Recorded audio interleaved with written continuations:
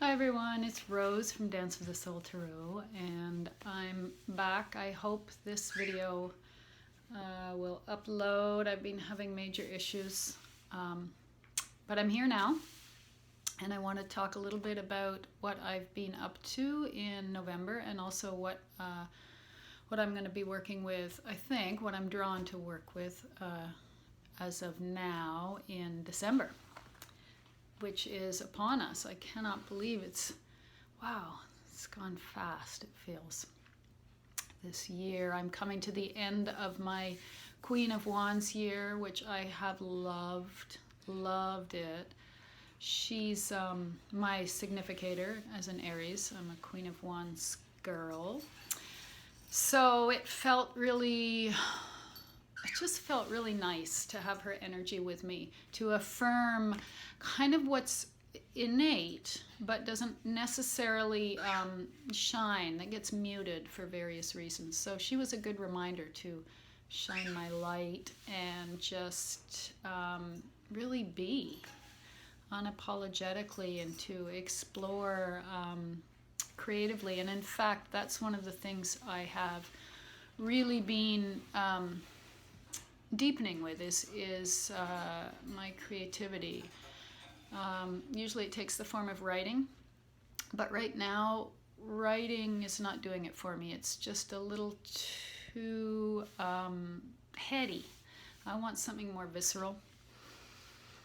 So as many of you who follow me on IG know, I've been really fascinated with the prehistoric imagery and rock and very primal images that aren't very articulated, so not a lot of detail, so that the soul comes through in really simple ways, like through the curve of something or the line. It's just a suggestion of inner vitality. So I'm really drawn to that. And the book that really got me started and interested is this fabulous book called Lady of the Beasts, The Goddess and Her Sacred Animals by Buffy Johnson. It's an amazing compendium of prehistoric art, with pictures of the goddess in her various forms with her various animals. So the author breaks it down. I think there's 7 or 8 animals that she focuses on. There's birds, fish. Look at this wonderful image. I just love it. I mean, look at the expression so much with just, a tiny little square eye and a beak.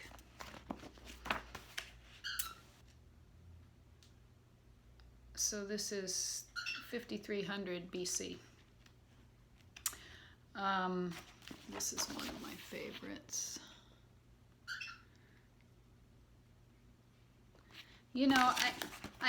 I've stopped trying to understand why it appeals to me, and just going with it. And in fact, I gave a workshop a few weeks ago on the High Priestess, and we started with this image. I used this image as our threshold image, our stepping into image. This is one of the oldest entrances to the temples, goddess temples in Malta. And something about the rocks they've got such gravitas, and they're so heavy and rooted, and the contrast of that with this very kind of ethereal doorway into space, into the unknown, and the dark area here, I just really spoke to me. So I used that image for my workshop, and I've also been working with it a fair bit myself. So as a result of all this and wanting to have those images around me, and you can't really buy them, I decided to start experimenting with my own. So I've shown a few of these on IG. So these are my lots of goddess figures, you know, the very ample goddess figures. And also the figures where there are a woman and an animal. So either the body of a woman and the head of a woman and the body of an animal, or vice versa. So I've made a few of those. I've made an owl goddess and a bear goddess, and just really loving, kind of following their lead and seeing what comes out. Because sometimes I sit down with an idea, and what results at the end is very different, but very satisfying to, you know, put aside that egoic, linear expectation and just kind of go with the energy that's arising, that intuitive body. And I've been working with the fairy tale of Vasilisa and the whole idea of dolls. And so I've been making some of my own dolls. And I've made a bunch of them, actually. And so here's one. I don't know if you can see her completely here.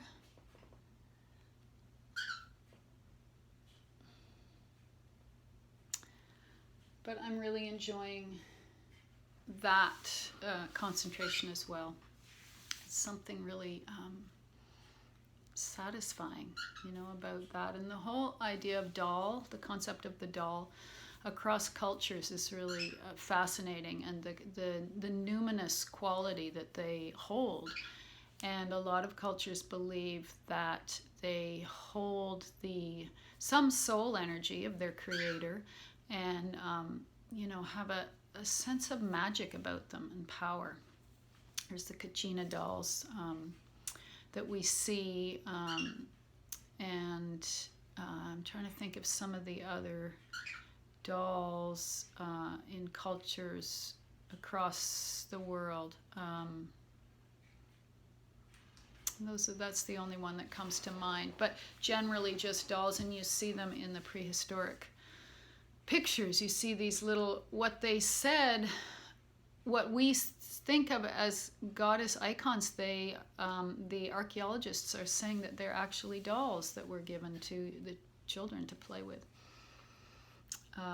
So that's kind of an interesting intersection. So that's my artistic focus, and as a result of the really shamanic energy and kind of visceral primal energy I've been working with, that's affecting the decks that I have been using. So really been working with the mother piece. It took me a while to find my way into this deck. I didn't like the roundness. That's an amazing King of Swords, Shaman of Swords. And the artwork kind of left me, you know, kind of meh. But it has a kind of interesting, it works on you in an interesting way. The simplicity of the images and the kind of timeless activities and events that they are portraying. I find it very affirming. So that is the mother piece, and that's by Vicki Noble and Karen Vogel. And I listened to a podcast with Vicki Noble a few weeks ago, and it was really interesting to hear her talk about the creating of this deck and the way the times influenced it, and the artistic process, and, you know, things that rituals that she used, herbs that she used, things like that during the creating the deck. It was really, really fascinating. So the other, let's see, another deck which I'm loving, which also took me a while to find my way into, is the wonderful Shining Tribe Tarot by Rachel Pollack.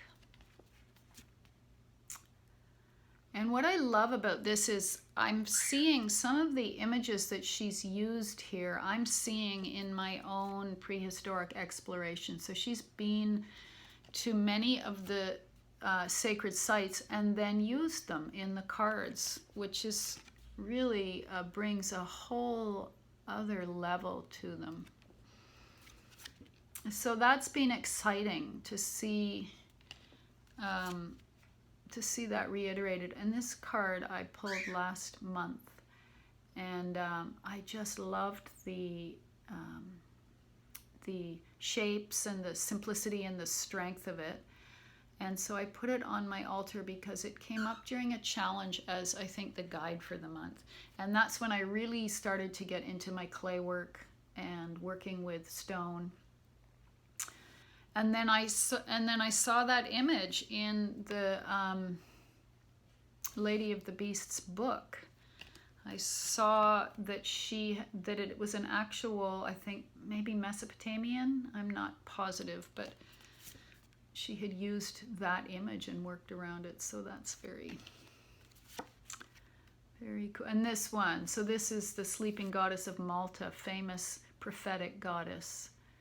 And you know, in Malta, obviously, I think the temples that I showed earlier, the threshold, I love this Hierophant. I love it because it's right where I am. These figures are all rocks, these red figures. The sense of wisdom and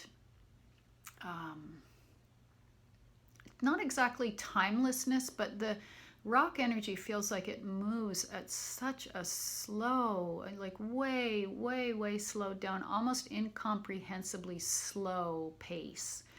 So to use that as Hierophant energy feels really wonderful. It's such an interesting take on that archetypal energy, which does have threads of lineage going back and tradition and teaching. So the fact that the rocks have this incredible wisdom to share with us is such a beautiful evocation of this archetype. So that is the Shining Tribe Tarot. And Tarot of the Crone by Ellen Lorenzi Prince. It's another very simple, unarticulated art. This was my card last month, and it was quite a lovely month. You know, the shapes are different, but still the lack of detail really appeals to me. So I've been using this a fair bit. And it is wonderful, as we all know who have her deck, Dexa, the Dark Goddess Tarot by her, is also wonderful.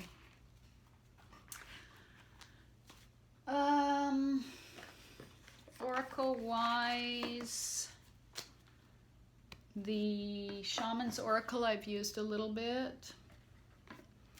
This is clearly prehistoric from Cave Art. And I'm still finding my way into this one.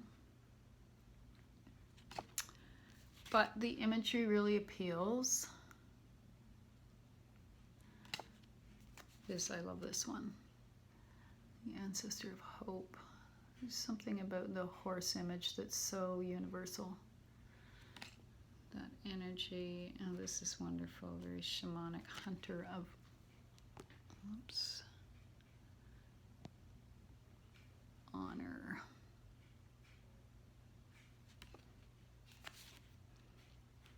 Dancer of Beginnings.